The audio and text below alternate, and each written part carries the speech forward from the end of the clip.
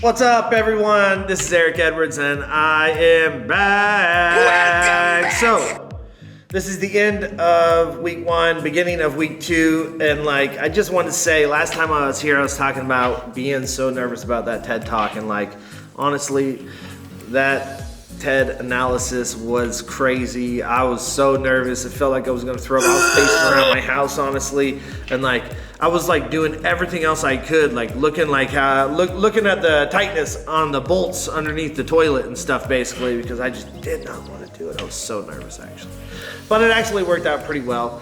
The first TED Talk that I did was about the Degraded Land, and it was from Susan Graham, and she is an environmentalist, and she focuses basically on how drone production has picked up in the past year or two, and how there's 2 billion hectares of degraded land all over this planet that we don't do anything with. And these drones basically they can go places that we can't get to, basically, from the wildfires, and they can go look at the habitat and the ecosystem and the biodiversity of the ecosystem, and they know all the different foliage and all the different mixtures of grasses and plants and ferns to put together to spread all over the place. And these drones are spreading a biodiverse ecosystem everywhere, actually, in Australia right now, because all the koala forests have burned up. There was 2 million hectares of burnt up koala forest, actually, in Australia, and these drones have almost fixed it by 85%, and that was pretty amazing to find out, actually.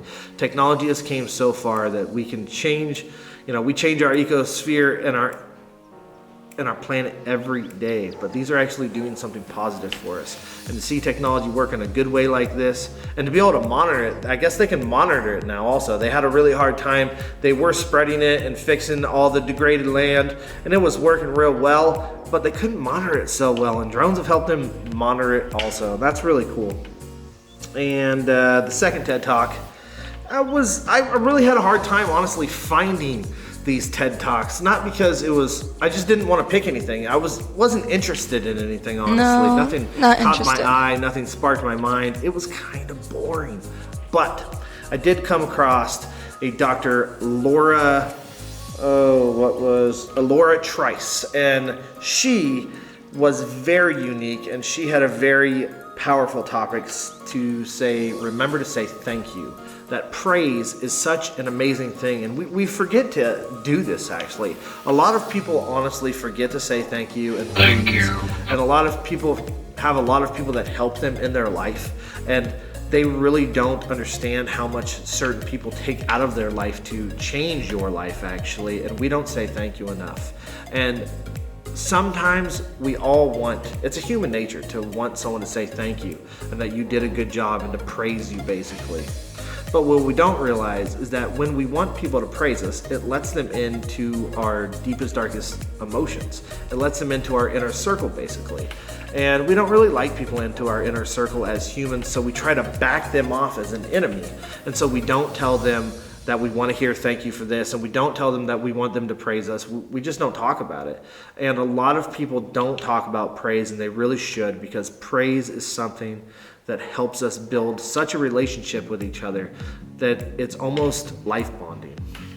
And so Dr. Laura talked a lot about praise, and I really enjoyed the topic of praise and saying thank you, and why we need to say thank you, and why it is important to take that extra 5 seconds out of your day to say, hey, look, you did such a good job today, and I really appreciate your time. Thank you so much. And so I just felt it, and I liked it. And it wasn't that long of a video, so that's what I did on that TED Talk. And then at the end of the TED Talk, you had to cite some citations, and we had to do 10 good business qualities. Oh, I think I said that wrong. 10 qualities of professional business presentation.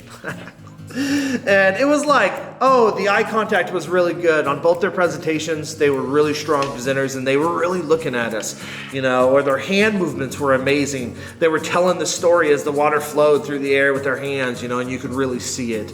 Or maybe they had really strong enthusiasm in their voice, or whatever it was.